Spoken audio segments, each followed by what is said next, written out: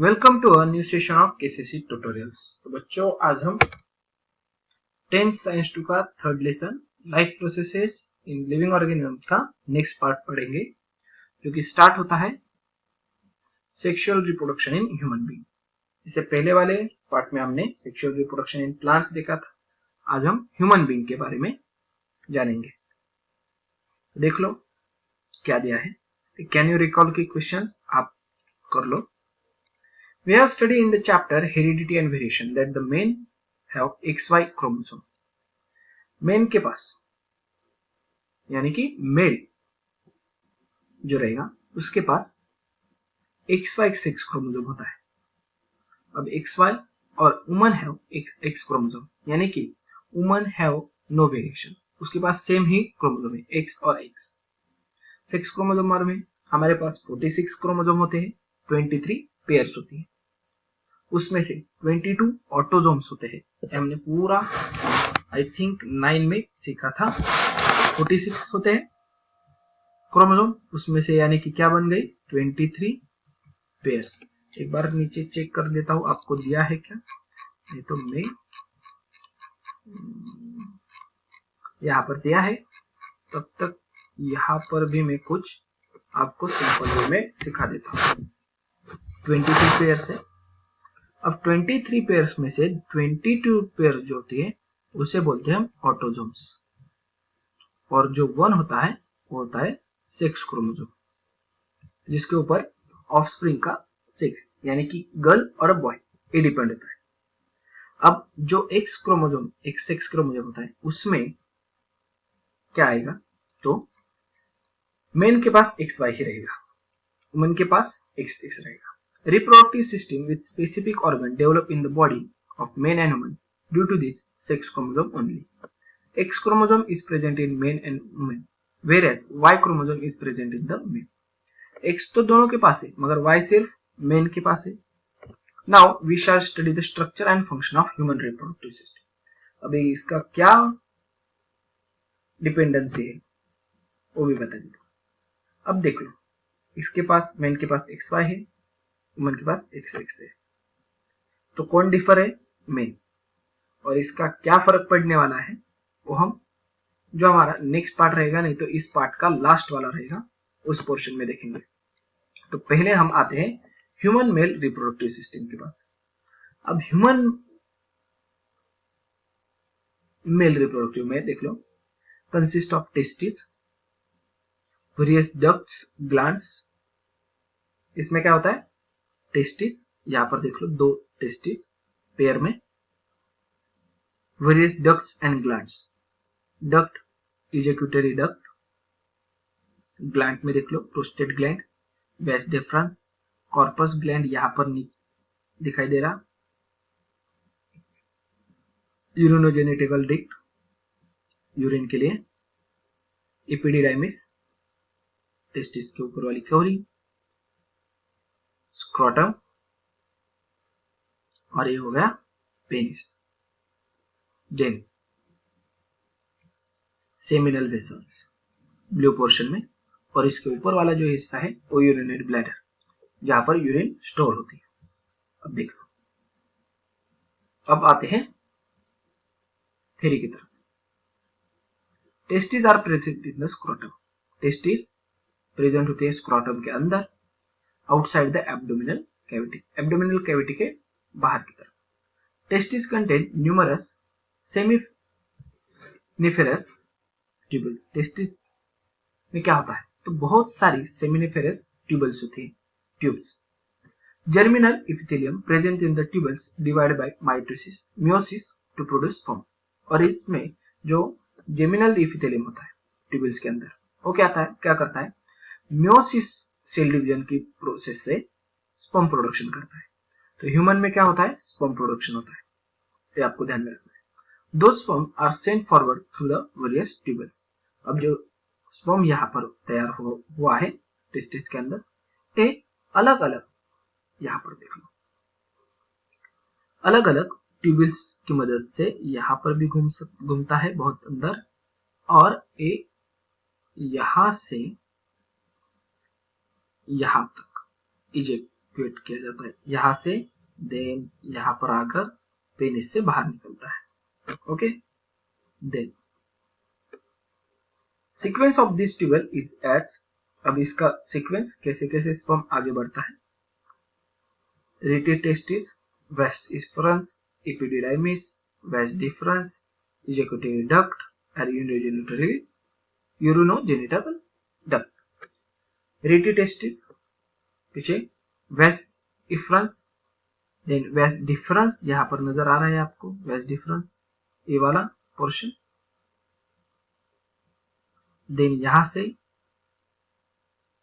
Waste deferens epididymis, यहाँ पर देख लो वेस्ट डिफरेंस हो गया, एपिडिडाइमिस से वेस्ट इफरेंस से एपिडिडाइमिस, एपिडिडाइमिस से vas deferens, epididymis vas deferens से इजैक्यूटरी डक्ट यहाँ पर आ जाएगा इजैक्यूटरी डक्ट के में, देन वहां से वो चला जाएगा यूरिनोजेनिटल डक्ट में।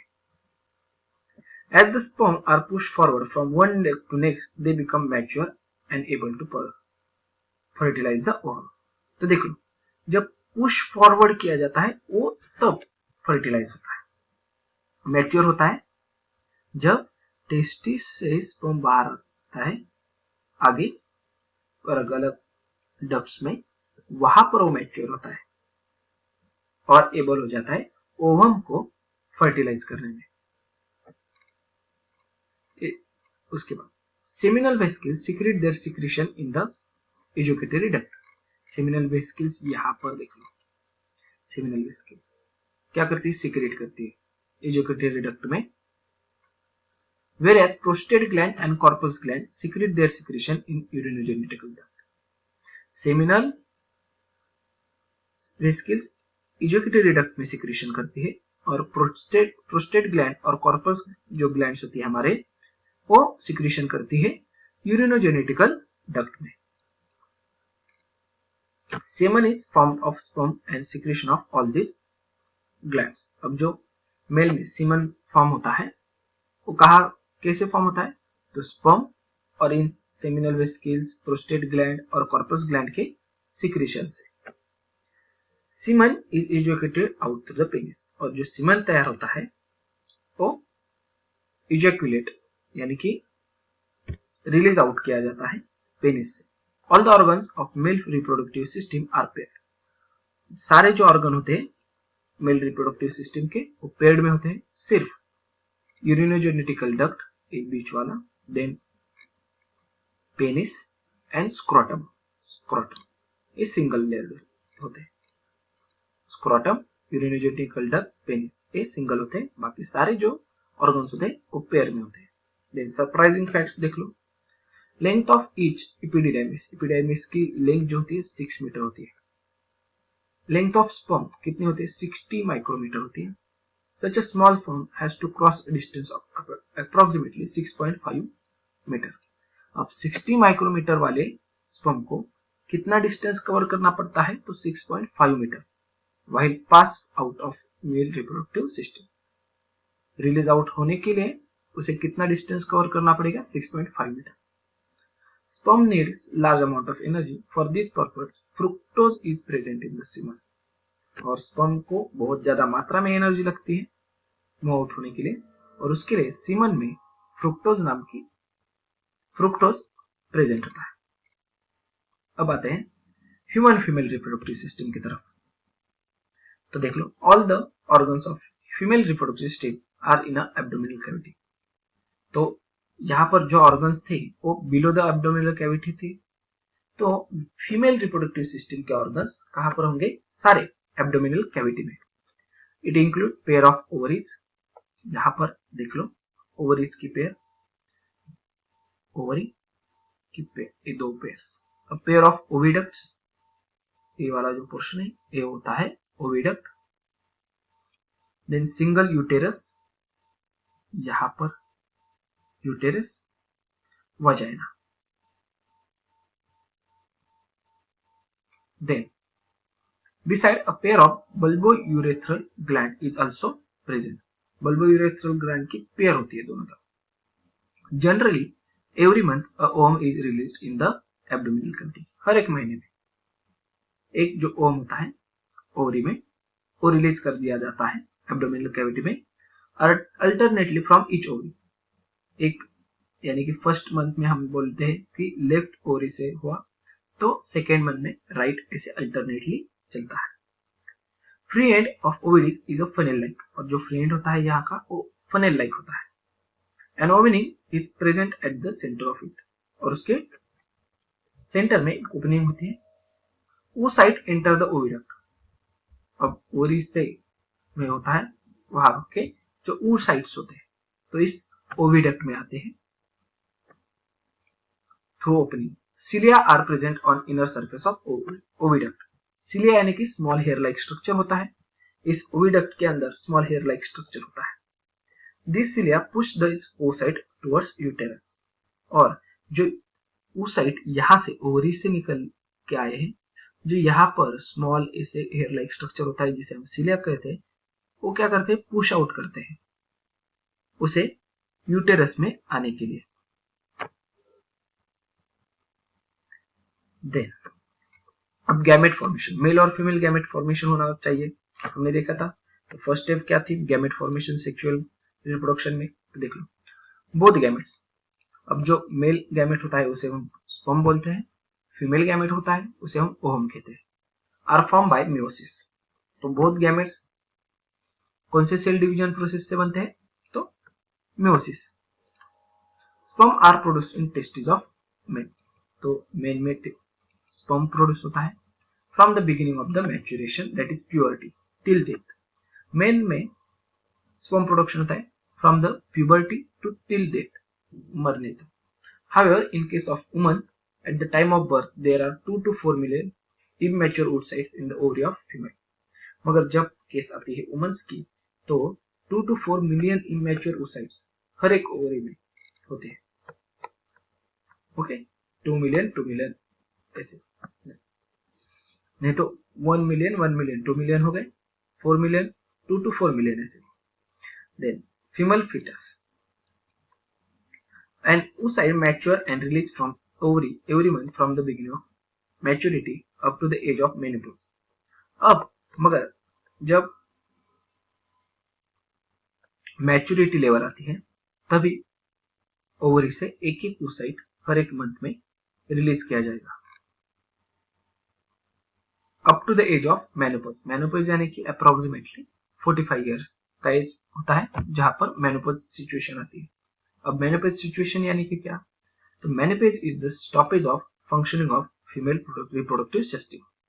मेनोपॉज एक ऐसी कंडीशन है जिसमें ह्यूमन रिप्रोडक्टिव सिस्टम काम नहीं करती, यानी कि उसके आगे उसकी एबिलिटी जो होती है रिप्रोडक्शन की वो बंद होती है।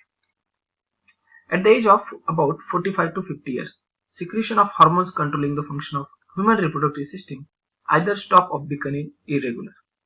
45-50 years होने के बाद जो सिक्रीशन होते हैं हार्मोन्स के सिक्रीशन से human reproductive female reproductive system जो होता है उसका फंक्शनिंग एक तो स्टॉप पूरी तरीके से बंद होता है, नहीं तो इरेगुलर साइकिल चलता है। दिस कॉजेस द मेनोपॉज, और इसी कारण मेनोपॉज अकर होता है। सेकेंड है fertilization. Formation of zygote by union of sperm and ovum is called as a fertilization. तो स्पर्म और ओवम के फॉर्मेशन को हम फर्टिलाइजेशन कहते हैं। Fertilization is internal in humans, जैसे कि हमने देखा था प्लांट में एक एक्सटर्नल होता है, एंथर एक्सटर्नली होता है, वो बायोटिक फैक्टर्स से स्टिग्मा पर ट्रांसफर किया जाता है। मगर जो फर्टिलाइजेशन ह्यूमन बीइंग में होता है वो पूरी तरीके से इंटरनल होता है।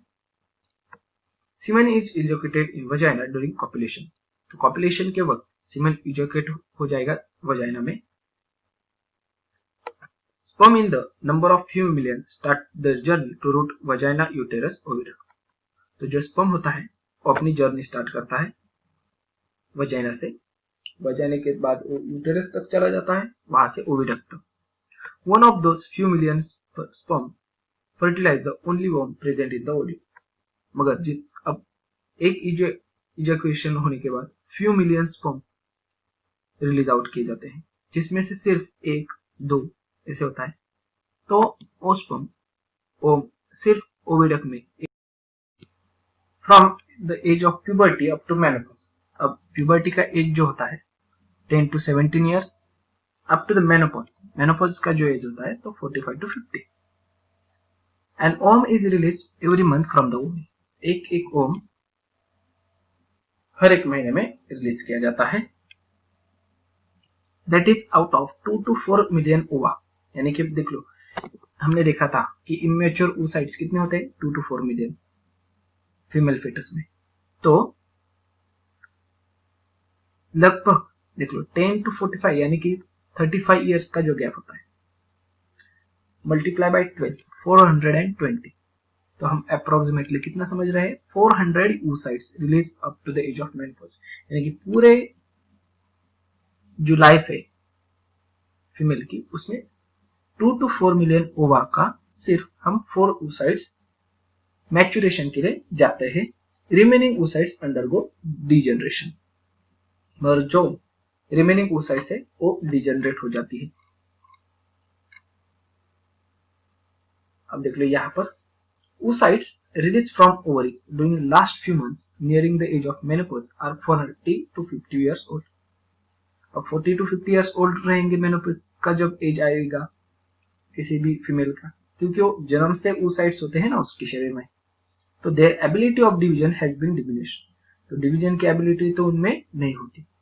Due to this they can not complete meiotic division properly, और जिसकी वजह से वो मियोटिक डिवीजन प्रॉपरली नहीं कर पाते। If such oocytes are fertilized, मगर अगर ऐसा होता है कि oocyte fertilize भी हुआ, the newborn produced from them may be with some abnormality like Down syndrome। मगर उससे जो न्यूबॉर्न बेबी तैयार होता है उसमें एबनॉर्मलिटीज आ सकती है, जैसे कि डाउन सिंड्रोम। हमने देखा था डाउन सिंड्रोम क्या था 9th स्टैंडर्ड में। अब ये देख लो एक oocyte है जिसको पेनेट्रेट करने के लिए बहुत सारे पेनेट्रेशन का ट्राई कर रहे हैं। देन अगला जो है ड्यूनो से हम नेक्स्ट पार्ट में देखेंगे। तब तक के लिए बाय बाय। अगर ये वीडियो आपको अच्छी लगी होगी तो प्लीज ज्यादा से ज्यादा लाइक, शेयर एंड कमेंट करते जाइए। और अगर आपने अब तक हमारे चैनल को सब्सक्राइब नहीं किया होगा तो please subscribe our channel. KCC online tuition का अगर आप हिस्सा बनना चाहते हो, हमारी ट्यूशन ज्वाइन करना चाहते हो, तो डिस्प्ले में दिए गए नंबर पे कॉल करके अधिक जानकारी ले सकते हो। Thank you for watching, good bye.